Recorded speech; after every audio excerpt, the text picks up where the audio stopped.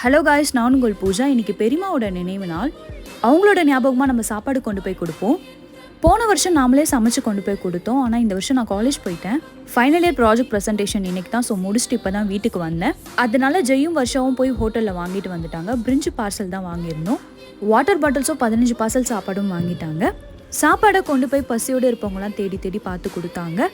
நம்மளால முடிஞ்ச ஒரு சின்ன உதவி தாங்க. அவங்க சாப்பிட்டு பசியாறும்போது நமக்குள்ள ஒரு சின்ன சந்தோஷம் கிடைக்கும். அதுக்கு ஈடு இணை எதுவுமே இல்லை. ஸோ உங்களால் முடிஞ்ச அளவுக்கு மற்றவங்களுக்கு ஹெல்ப் பண்ணுங்கள். உங்களுக்குன்னு குழந்தைங்க இல்லை. ஸோ எங்களை தான் சின்ன வயசுலேருந்து குழந்தைங்களாம் பார்த்து வளர்த்தீங்க. நீங்கள் இல்லாமல் 6 வருஷம் ஓடிடுச்சு. நாங்கள் 3 பேருமே சின்ன வயசுலேருந்து எங்களுக்கு 2 அம்மா அப்பான்னு சொல்லி தான் வளர்ந்தோம். ஆனால் நீங்கள் இப்போ இல்லைன்னு நினச்சா கூட எங்களுக்குள்ள அவ்வளோ சோகம் இருக்குது. லைஃப் இஸ் அன்பிரடிக்டபிள்னு உங்களோட இறப்பை வச்சு தான் நாங்கள் பார்த்தோம். ஒன்று தான் சொல்ல ஆசைப்படுறேன். இருக்கிற வரைக்கும் எல்லாரும் சந்தோஷமாக இருந்துப்போம். இந்த வெறுப்பு, கோபம், வன்மம் எல்லாத்தையுமே தள்ளி வைப்போம். Spread positivity. Love you all.